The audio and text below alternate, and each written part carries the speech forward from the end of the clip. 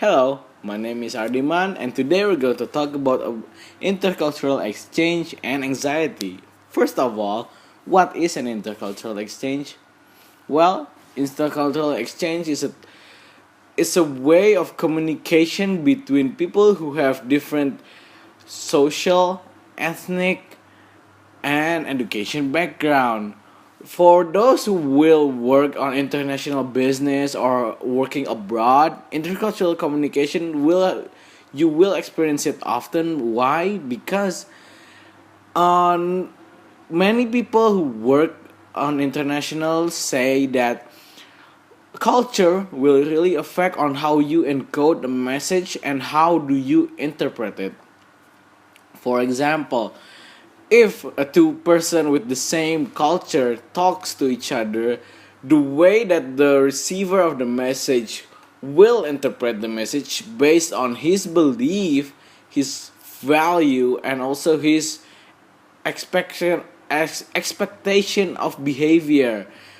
So when they have the same or similar culture, those message will be received normally or clearly, no misunderstanding. But what will happen if the two individual with different culture talk to each other? Well, the receiver will interpret the message based on his value, his belief, and his way of behavior. So this often happens to create a misunderstanding between the two cultures because not every culture will interpret a message the same. Now, when you're working on international business or abroad, you might want to note that when you're speaking with them, use a common language such as English, the world language, because most of the world use English as their language besides their own father tongue. And another note is you need to use pictures, body gesture to make your message more clearly to another people so they don't interpret the message wrongly. We're going to talk about anxiety now. Do you guys know what is anxiety?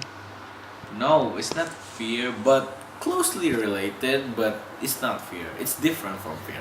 Well, anxiety is a feeling of emotional turmoil, a feeling of dreading of over anticipated things, and the feeling of immediate death if you ever face that kind of situation.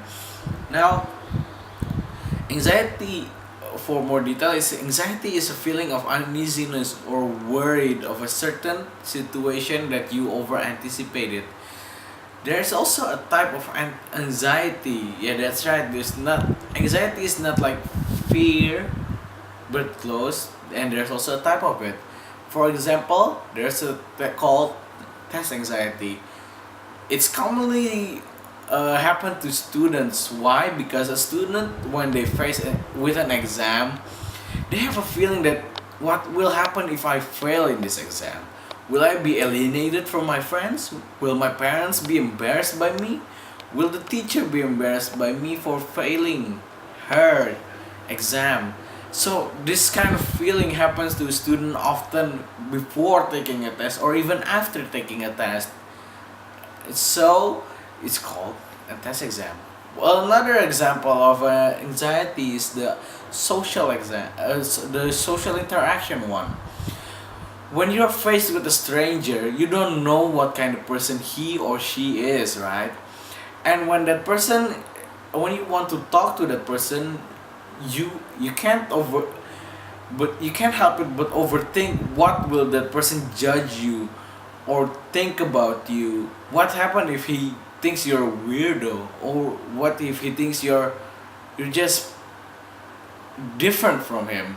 That kind of anxiety can build up stress in you and makes you feel more worried rather than being at ease when you're talking with another person.